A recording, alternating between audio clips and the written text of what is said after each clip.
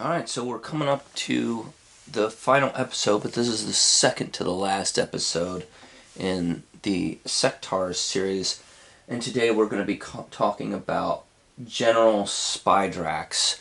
Now, General Spydrax comes as a 2-kit combo with his mount, the Spider Flyer, but I'm going to break these into 2 separate episodes just so we can focus more on each individual character at one time. Now, this figure is complete. He's one of the only ones I have that has everything, but I remember buying this guy, and I, as a 12-year-old, I had to shell out like 2 weeks worth of allowance to get this guy, so I made sure to take pretty decent care of this character. Now, General Spydrax is one of the coolest characters they have, but he's also one of the creepiest, so I understand why people didn't really like him that much, because he's very creepy and he's the bad guy and all that. But this was, at the peak of the golden age of toy making. Like, are there more articulated figures than this guy? Yeah. Are there more detailed nowadays? Yeah, but this was 40 years ago, and this guy is absolutely at the top of his game. Now, if you look, he's got 6 eyes, and they got these little teeny tiny little teeth. His teeth are, to paint those teeth individually, they're probably not individually, but man, that looks great. He's got these big horns on his head, and you can see this is soft rubber. He also has these red fur on his cuffs and his ankles, and he has some nice detailing on his gauntlet, like you can see on his ankles here. This nice little fur cuff. His knees bend 90 degrees so he can ride his Spider Flyer. This is what his shield looks like. It's just a simple round shield, but it works. His harness is on, and if you can see, I have his whip tucked into his harness, and that way I wouldn't lose his whip being a little kid, and that whip's been tucked in there for 40 years.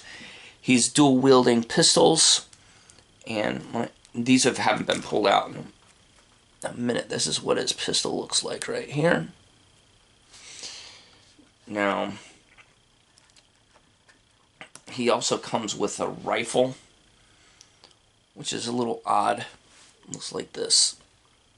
And this has a spot in the holster of his saddle, of his Spider Flyer, that it fits into. That's why it's like sitting by itself. But you can see he's got this pearlescent purple paint, which is very cool. Now, this guy, I bought this dude, put him together, and pretty much set him aside. I did play with the Spider Flyer quite a bit with this guy riding, but even with very little child playware, like the back of his head here has some wear on the paint, and that's just from age. You can also see there's a little bit of riveting on his helmet here. It has a very German Nazi Darth Vader look to his helmet to make him look extra bad guy-ish. You can also see that the symbol is on his belt buckle, just like his shield. And this guy's pretty cool.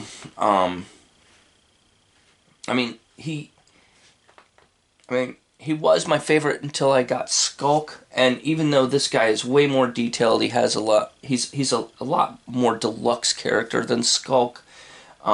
He's the main bad guy, and I'm not a super fan of the main bad guys because they're always a little cartoonish and one-dimensional in the show. But he also comes with this net that is a honeycomb pattern to it, which is a nice little detail. And they just, they do make figures like this, but this was like the original, like I said, it was at the peak of the toy making innovation.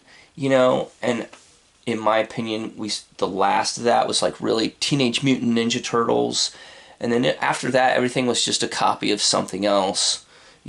I didn't get into Teenage Mutant Ninja Turtles. I had aged out of the toy market by then, and this is '85, so I was still in for a little while longer.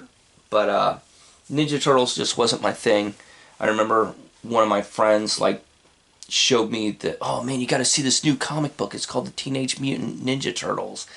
And I was like, that's the dumbest, stupidest sounding comic book I've ever heard in my life. That's never going to take off. And, I mean, retrospect, I'm pretty wrong about that, but, and these really never took off. But they're still a really, really cool concept. And, the toy makers back then were on their game, because you didn't just get a toy, you got a comic book, you got a cartoon, you got lunch boxes, you got t-shirts and coloring books and keychains and whatever else. And it was always like this, like a whole package of stuff.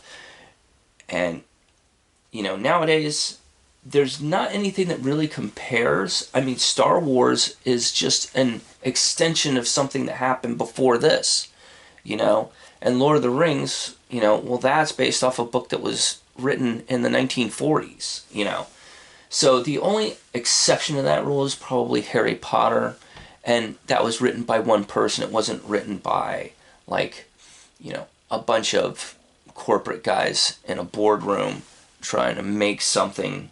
Well, how can we make money off of this? This was one guy's passion project. As with a lot of the really popular trends, I think G.I. Joe would be an exception, but even that was based off of an older franchise. The G.I. Joe we know, the 3 3/4, was based off of the 12-inch. But I'm rambling in this video. So this is Spydrax, and we'll wrap this series up with the Spider Flyer, and we'll take a look at him.